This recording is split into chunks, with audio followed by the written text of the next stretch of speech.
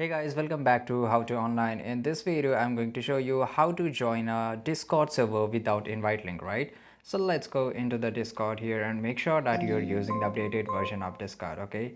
So click on the three lines which is on top right side corner, and here you have to click on the section, the plus icon, right? This one, right? So you have to click on the plus icon, and here down below you can see that there is an option join a server.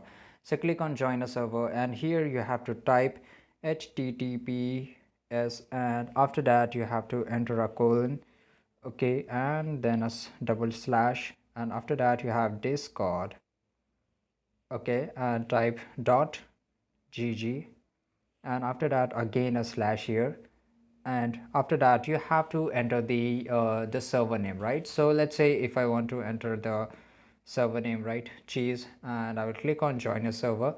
You can see that it redirected to me a page which name is the hideout.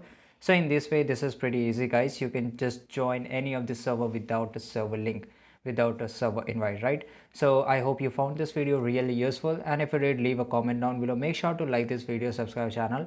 See you guys in the next video.